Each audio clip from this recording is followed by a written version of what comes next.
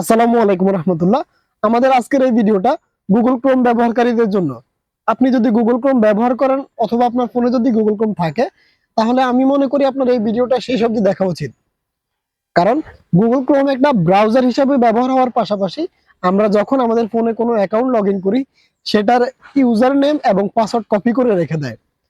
এই কপি করে রাখাতে আপনার ফোন থেকে চাইলে কেউ খুব সহজে এগুলো দেখে নিতে পারে, যার দ্বারা আপনার অ্যাকাউন্ট হ্যাক হওয়ার সম্ভাবনা থাকতে পারে।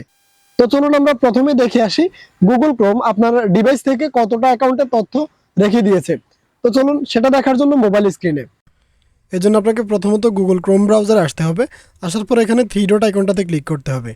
এরপর এখান থেকে দেখতে পাচ্ছেন সেটিংস আইকন, এই সেটিংস আইকনটাতে ক্লিক করুন। সেটিংস আইকনটাতে ক্লিক করার পর নিচে দেখতে পাচ্ছেন পাসওয়ার্ড ম্যানেজার, এটার উপরে ক্লিক করুন। এখানে দেখতে পাচ্ছেন গুগল ক্রোম এখানে দুটো অ্যাকাউন্টের ইউজার নেম এবং পাসওয়ার্ড সেভ করে রেখেছে। তো আমরা এখান থেকে কিভাবে ইউজার নেম দেখবো, এটার জন্য ক্লিক করলাম এখানে। এরপর দেখতে পাচ্ছেন এটা হচ্ছে ইউজার নেম এবং এটা হচ্ছে পাসওয়ার্ড। আমরা যদি এখানে এই আইকনটাতে ক্লিক করি তাহলে পাসওয়ার্ডটা দেখাবে। তো নিরাপত্তার জন্য আমি আর সেটা দেখালাম না আপনাদের।